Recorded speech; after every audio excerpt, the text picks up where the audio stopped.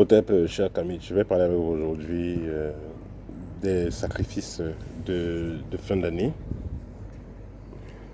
Alors, vous savez, la fin d'année, c'est un moment particulier. Et je parle ici de la fin d'année suivant le calendrier gréco-romain. On n'a pas besoin d'arriver au niveau du calendrier kamite, c'est quelque chose d'autre. Mais ces sorciers-là vont beaucoup plus utiliser le calendrier gréco-romain, puisque c'est ce qui est utilisé euh, en temps normal, en temps ordinaire. Alors, il y a donc un rituel qui est... Il y a une période qui est donc très délicate. Donc, on va dire à partir de novembre, 15 novembre, 10-15 novembre, jusqu'à au 25 janvier, fin janvier, 15-25 janvier, vers la fin de janvier, là.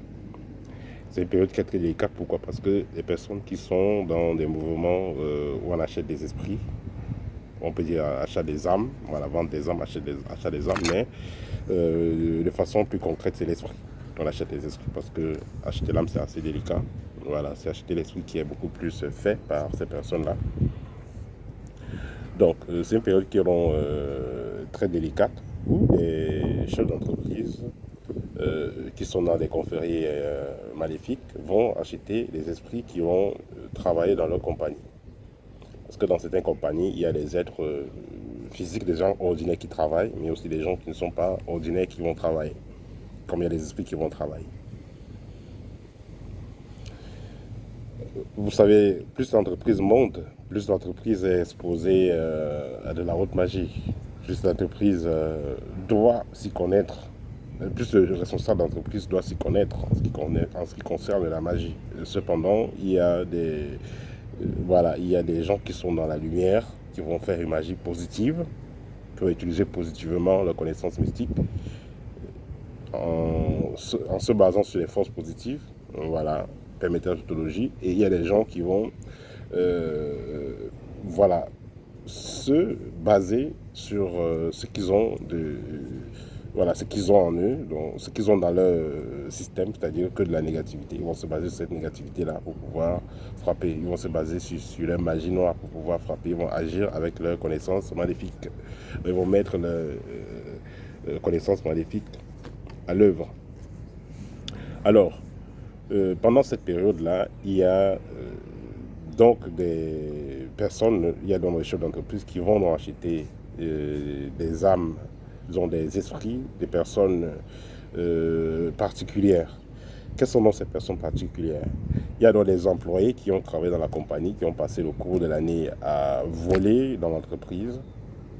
Donc vous travaillez dans une entreprise et vous volez, le chef d'entreprise ou le responsable vous encourage même à voler. Voilà, vous pouvez prendre les trucs que vous volez et tout, la comptabilité, on vous encourage même à voler. Voilà, vous êtes content, vous volez. Vous volez, le boss fait comme s'il ne voit pas, il est content. Vous êtes content parce que vous volez. Lui aussi, il est content parce que vous volez. Vous avez pris sans demander. Il a même accepté que vous preniez. Quand il va aussi venir prendre dans votre famille ou dans votre vie, voilà, vos gris-gris, vos protections ne vont pas vous aider. Parce que là, c'est un marché que vous êtes en train de faire avec lui.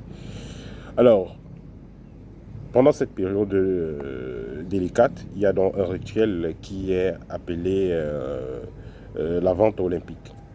La vente olympique. Et des personnes concernées, comme j'ai dit dessus, comme j'ai dit au préalable, ce sont dans ces entreprises maléfiques-là, qui travaillent avec les forces maléfiques, qui sont concernées, et les employés qui ont, soit ceux qui ont volé l'argent de l'entreprise, soit aussi, il y a des personnes qui sont peut-être entrepreneurs ou bien des personnes ordinaires, qui ont eu des personnes qui les ont extorqué une forte somme. Il y a de cela plusieurs années, quand j'étais au Cameroun, j'avais assisté à une pareille opération d'une dame. Elle s'était fait, j'ai assisté plusieurs fois, donc 3-4 fois, c'est une opération. Il y a une dame, elle s'était fait arnaquer 3 millions par un monsieur parce qu'elle voulait aller en Europe. Elle a payé les 3 millions. Le monsieur a pris la peau des quoi. Il a pris, bref, il a pris la clé du champ. Il a fui. Voilà. Et il ne prenait plus les appels. Il a éteint le téléphone. Il a changé de puce et tout. Et la dame était très remontée. Elle a donc fait tout et tout pour avoir le contact du monsieur. Et elle allait faire les rituels de vente olympique. Le monsieur l'a demandé une somme précise pour l'ouverture du trésor. Donc, pour ce type d'opération, ils appellent ça comme ça. Elle a payé la somme que le monsieur l'a donnée. C'est une somme banale, hein, peut-être 100 000, peut-être 90 000. Elle a payé la somme. Elle a donné la photo du monsieur. Et il a fait le rituel. En 30 minutes, il a demandé à la femme quelle somme est-ce qu'elle veut. Elle a dit qu'elle veut 30 millions. Le monsieur l'a escroqué 3 millions, mais la femme a demandé 30 millions. Le grand maître a commencé à faire les invocations.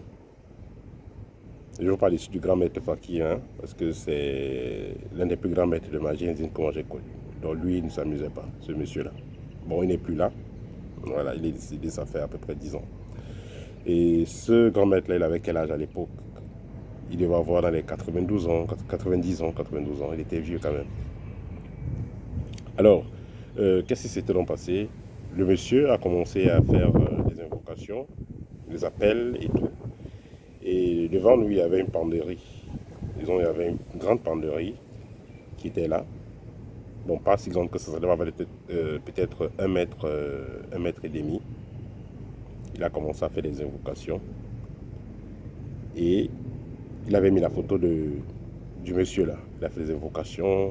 Oui, je suis en Afrique centrale. Oui, oui, voilà, au-dessus de l'équateur. Oui, non, pas le dollar. Non, non, pas le dollar. Je veux 30 millions, pas le dollar. Non, pas le yuan. Non, non, non, non. Le CFA, oui, le CFA, oui. Agissez promptement, oui. Ici et maintenant, agissez, agissez.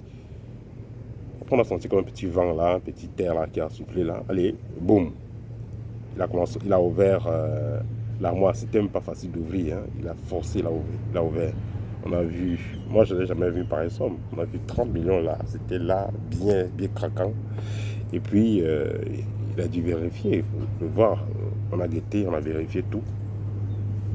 Voilà. Bon, maintenant la suite, c'était quoi? Maintenant, la dame devait chercher un coffret en bois d'Iroko pour pouvoir transporter cet argent, parce que pour garder cette vibration-là, d'après ce qu'il expliquait. Ça, c'était de 1 et de 2. Elle devait être capable de payer 10% de la somme.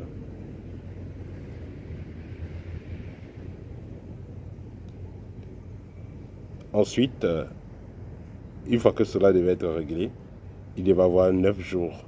Il devait attendre 9 jours avant de commencer à utiliser cet argent. Le temps que le monsieur soit récupéré. Parce que ce grand maître l'avait dit que si la personne est ordinaire, en 3-4 jours c'est bon. Mais s'il est très protégé, il est dans les ordres et tout, 9 jours maximum, c'est fini pour lui. C'est ce que le monsieur avait dit. Voilà, donc je vais m'arrêter là pour cette histoire. Donc, tout simplement pour vous dire que voilà, c'est la fin d'année. Essayez de faire la paix avec les personnes que vous sentez, vous savez que vous avez du tort vis-à-vis de ces personnes-là. Parce que vous ne savez pas qui fait quoi, qui peut aller où, qui connaît quoi, qui connaît qui. C'est la fin d'année, il faut être prudent. Il faut, voilà, il faut faire de son mieux pour éviter certaines surprises, parce qu'on ne sait jamais. Voilà, c'était le petit partage que je voulais faire avec vous aujourd'hui. Si vous avez besoin d'une consultation, vous voulez parler d'une expérience personnelle que vous avez vécue et vous aimeriez qu'elle soit partagée aux abonnés, n'hésitez pas de prendre contact avec moi et nous allons échanger là-dessus. Mes livres sont disponibles libres.